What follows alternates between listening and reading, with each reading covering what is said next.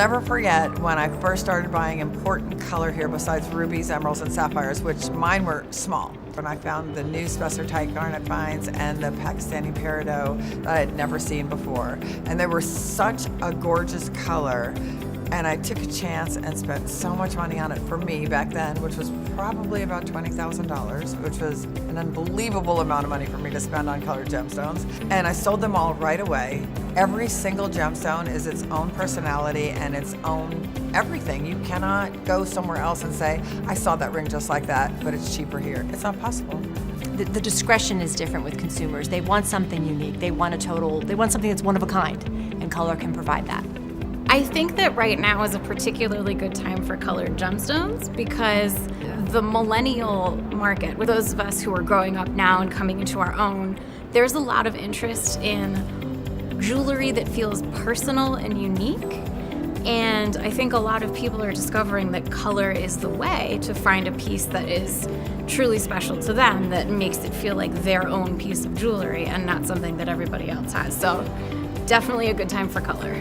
For many years, because I've been a fan of colored gemstones for my whole life, I've talked about the emotional connection that you can get with color.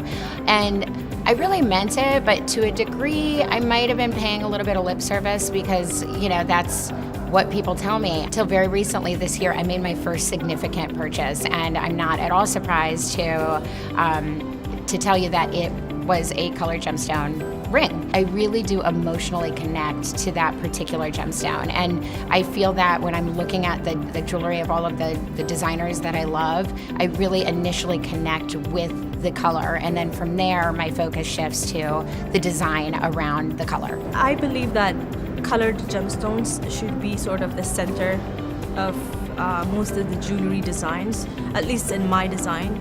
I try to use diamonds to accent the colored gemstones, sort of mimic lights and enhance the beauty of colored gemstones. It allows each one of us to kind of showcase our mood through color. Gemstones don't just come on demand.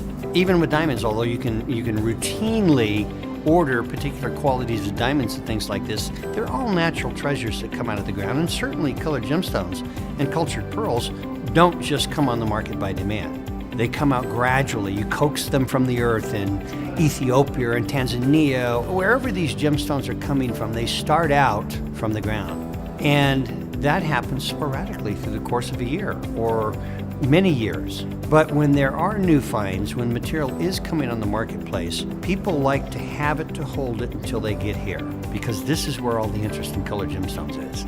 So if you're going to find out what's new and what's hot, what is really, the newest thing, or where the newest find is, new rubellite tourmalines or new garnets, new colors of gemstones, you'll see it here.